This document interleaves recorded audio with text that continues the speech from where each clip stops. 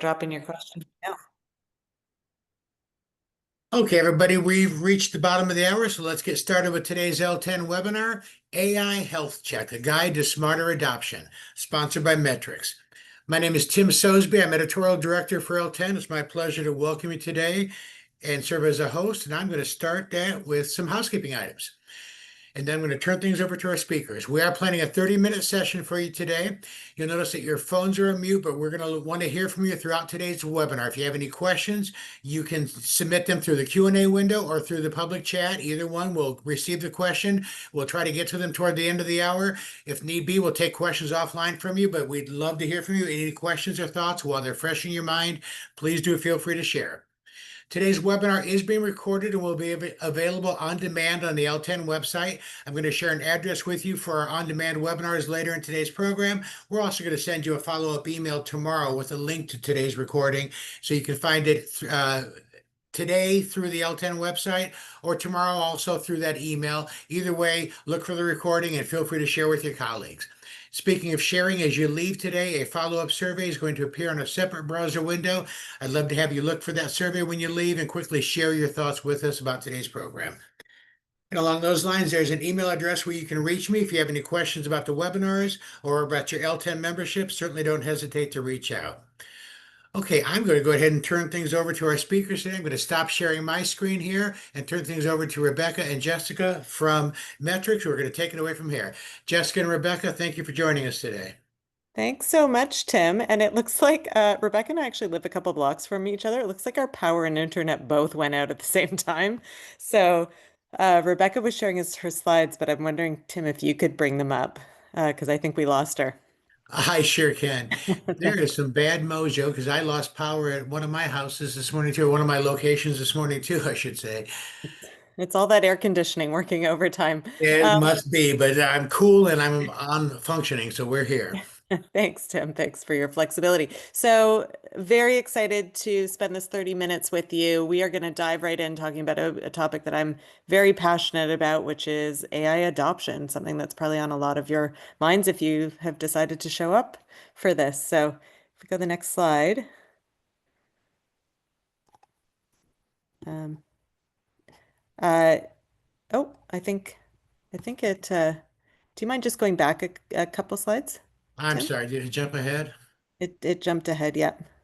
Oh, there we go. Okay, so I will introduce myself quickly. Hopefully, Rebecca will be able to join us. If not, I'll take the ball and run with it.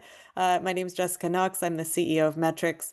We are an agency that helps our clients make behavior change happen. We do it through marketing and learning, design, and development with our clients. And I'm also a very proud member of the board of directors of L10. Just joined a fairly new member last September. So very happy to be here. If we go to the next slide. So we're actually going to start with a poll. We want to gauge how everybody is feeling right now about AI. AI can bring up a lot of feelings. We want to know all of them. So Tim, if you could launch the poll and you can select as many items here as apply to you.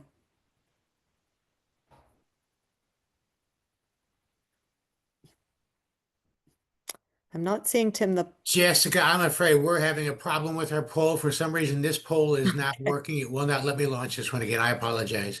I think this webinar might be haunted, but maybe I in think we the might be. I could chat. suggest people could respond through the chat window if they'd like. That would be great if you can. I'm sorry. Hold on one second. I might be able to relaunch the poll. I Oh, did it. There we go. there Sorry you about go. that. Yeah, tell us how you're feeling.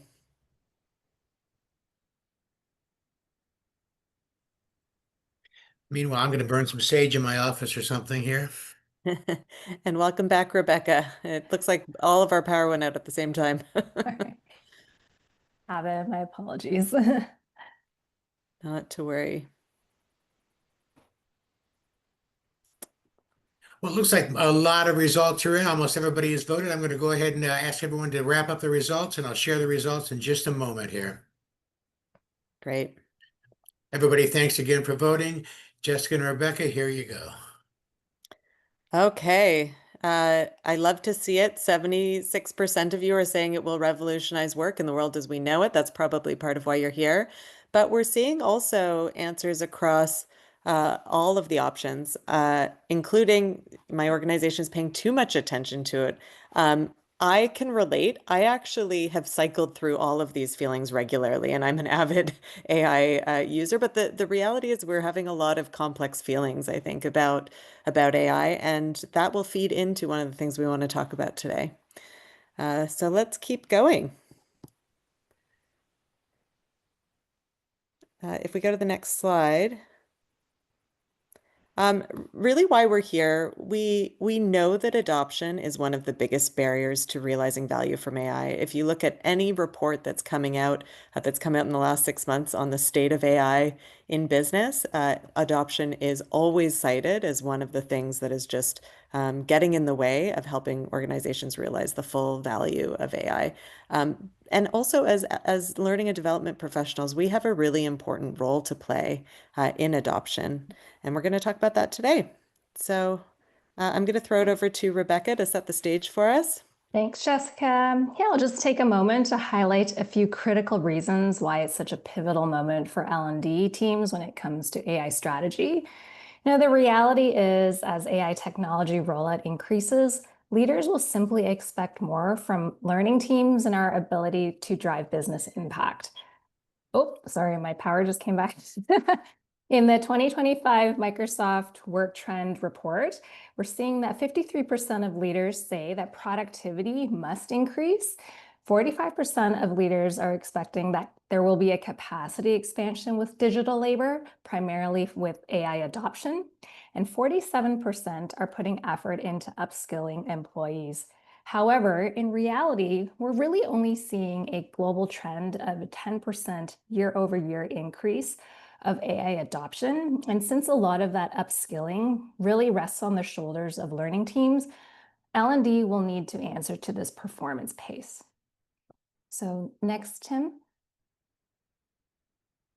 All right, we are also in a realm where AI technology is giving us rapidly growing ability to create learning experiences that are very uniquely personalized and data informed. So take, for example, AI assistant applications that are delivering personalized contextual suggestions to field teams in real time, maybe like a Leica.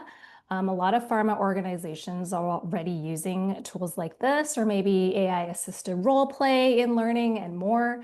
And as AI agents grow, this will really challenge us to rethink how we learn and interact with technology altogether, going from that tell me, teach me relationship to outright doing it for me. Next.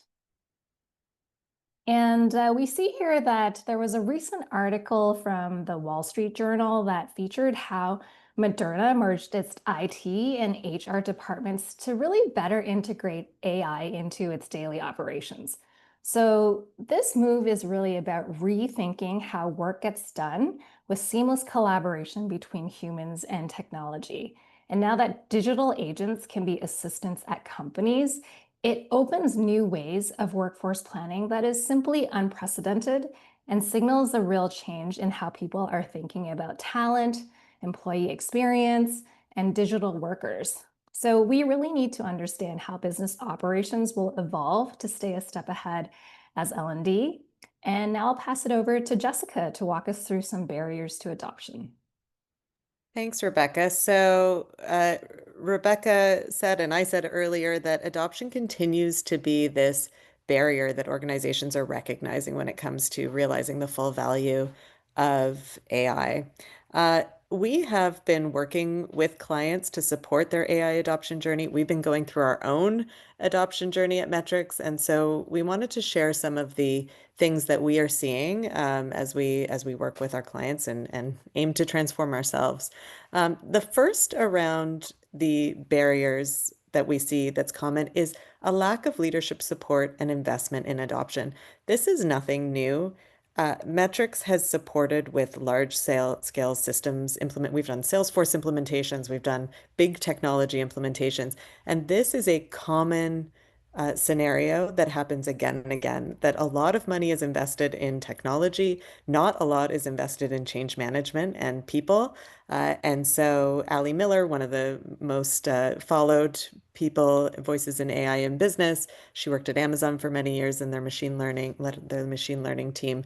She says it too. She says, smart companies will flip the ratio, and instead of doing 80% on technology and investing 20% in adoption, they'll recognize that adoption is actually their competitive advantage. We would, of course, as L&D professionals, love to see that, but this is, I would say, something very common that happens not just with AI, but any technology implementation. If we go to the next slide.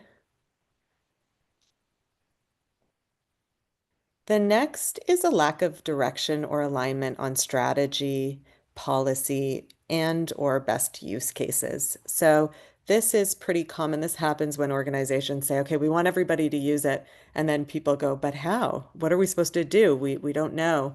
And typically that is because of a lack of one or more of these things. So if we go to the next slide.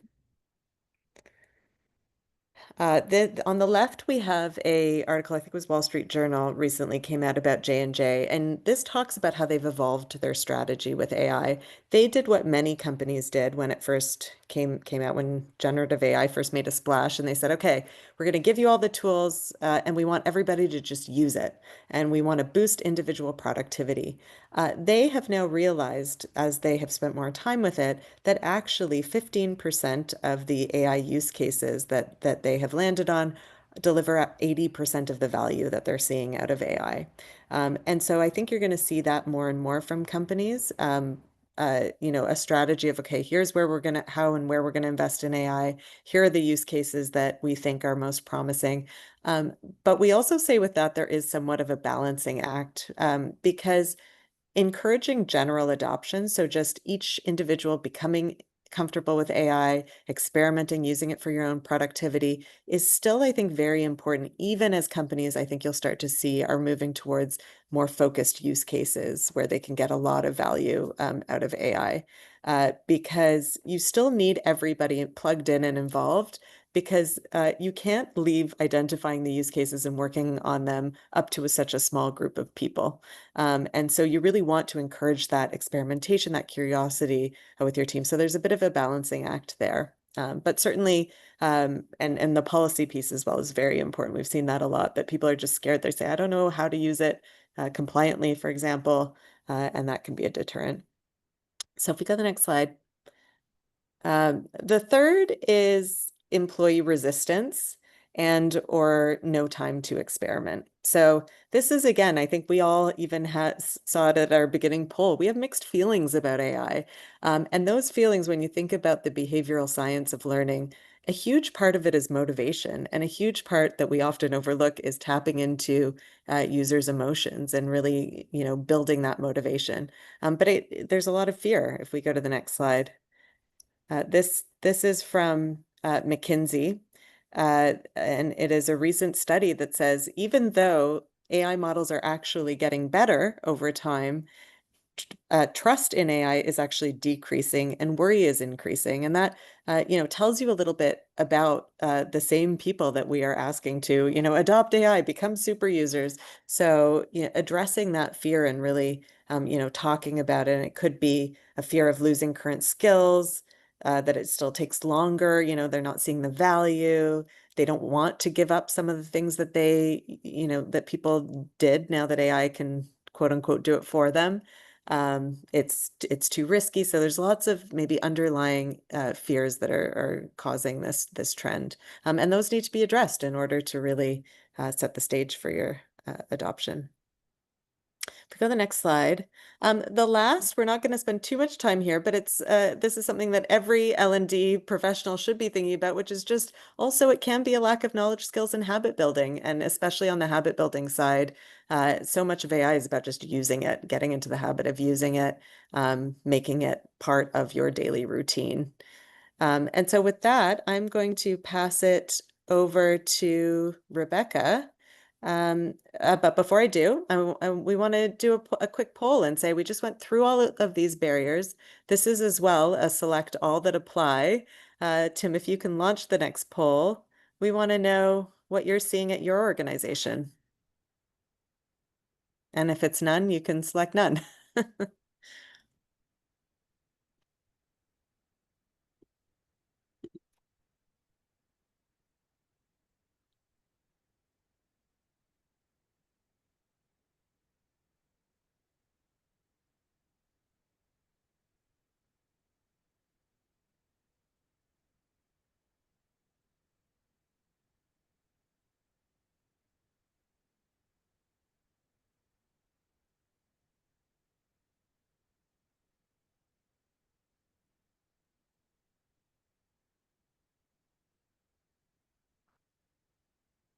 I see some good questions coming in, by the way, and we will leave some time to get to those at the end. So lack of direction or alignment on strategy, best use cases, absolutely. That's number one, and that is no surprise.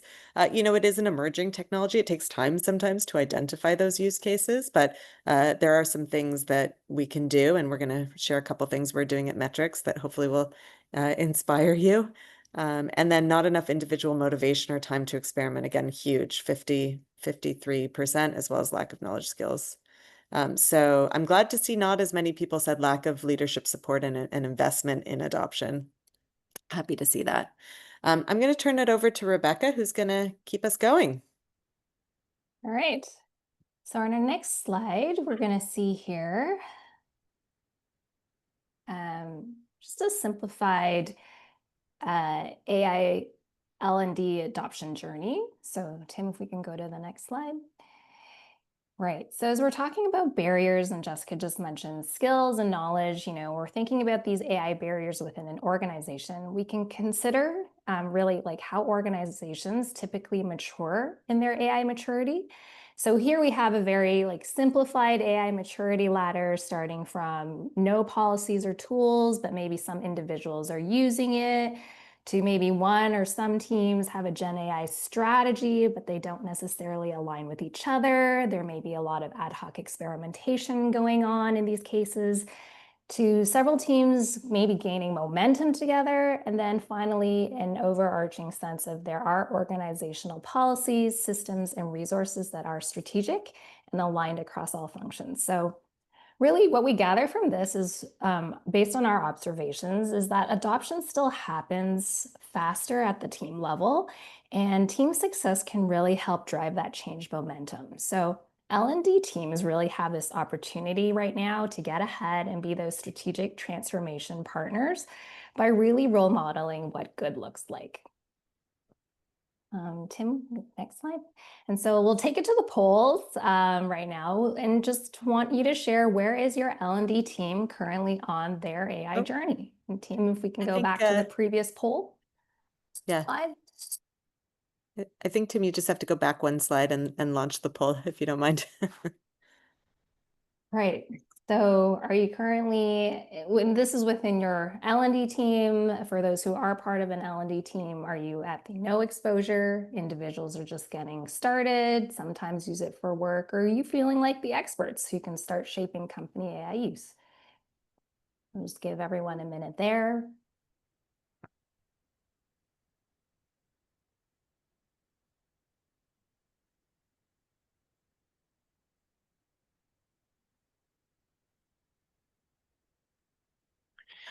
And again, the results are coming in very quickly. Everybody, thank you for that.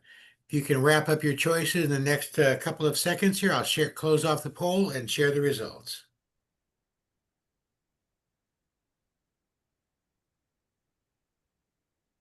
Great. Everybody, thank you so much. And here you go. All right. Wow. So we've got a pretty close neck and neck kind of between regularly using at the individual level and just getting started, to some teams are already finding those use cases that have value for the team or the overall function. And of course, we want to be able to get L&D as a team collectively together to be those experts to shape AI. We're going to talk a little bit about some ways to get there. All right. Thanks, Tim. We'll move on to our So we wanted to put together a holistic picture of what we see as some of the critical elements in an AI adoption approach.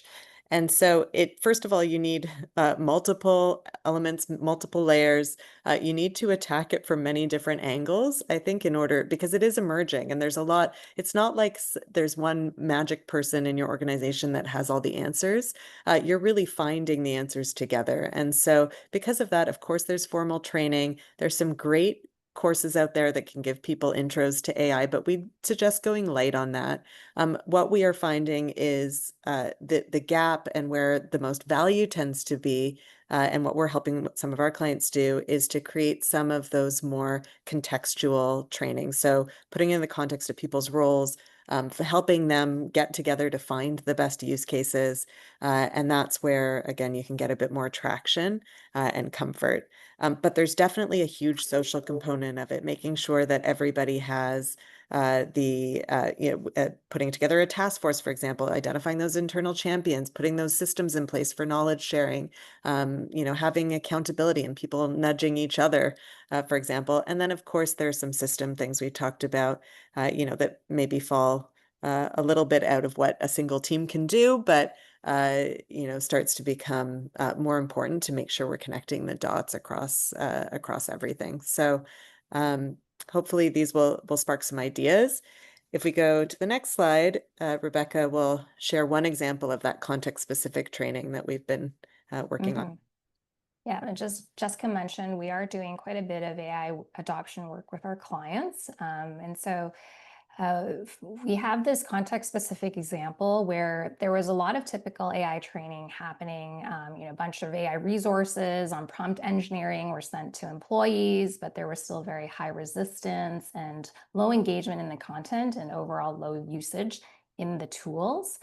And we really needed to rethink, like, how are we going to increase trust in Gen AI tools and the confidence in experimentation? And that experimentation confidence is what would ultimately lead to adoption rates. So what we ended up doing was really taking this scaffolded approach where we were bringing this concept together of the AI sandwich, which is really about layering that human capability on top and under the AI capability.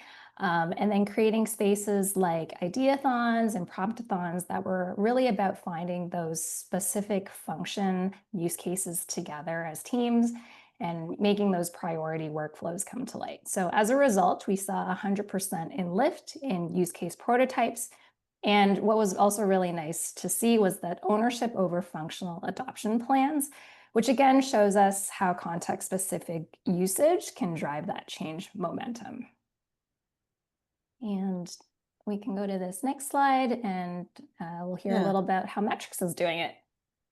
Yeah, so I mentioned we're going through our own transformation. One thing that we put together was a AI task force, and it has about 30% of our whole company. We're obviously smaller than a lot of the industry people on the call.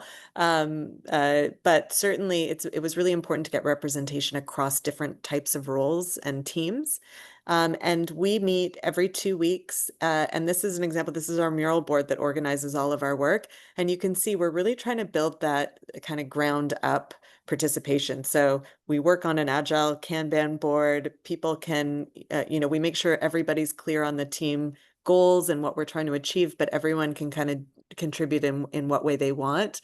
We sometimes do vote, like we'll come up with ideas and brainstorms and vote on them and do all of those types of things. But it really is to encourage that, AI use case identification and moving us forward and experimentation can't all come top down because it just won't work. We need people who are closest to the jobs themselves to be involved in the solutions. So if we go to the next slide, this is just another thing that we're doing internally, which is it really is just a spreadsheet and anybody can add to it, but it's about helping us identify potential use cases. This is things where it would take more work than just a simple, it's not a simple fix that we can use. And we do a business case and we assess based on a number of factors and start to narrow in on the ones that we want to prototype out and experiment with. So that's a little bit of how we're doing it internally. The last slide, and I think we're going to go to questions after this. The last slide we want to share with you is about the learning and development skills of the future. So this is from Red Thread Research. If you don't follow them, you should. They're an excellent source of research in the talent development space. And this is something they shared recently. They asked about 500 L&D folks what they think the L&D skills of the future are. You can see using and applying AI is the biggest circle there. Data and analytics is a close second. So you can see, this would look very different if we had asked this 5 years ago, certainly. But you can see a lot of those power skills as well still being important. So all to say, it's just important that L&D continue to upskill themselves along this journey. So we were going to share a scenario with you, but I think we have only 5 minutes left, and I know there were a few questions. So I think we can go to the questions, which is, I'm just looking through. There's one here from Catherine. And it Yeah. says, L&D, where have you seen AI used most effectively? Yeah. I can tell you my perspective, and Rebecca, I'd love to know yours.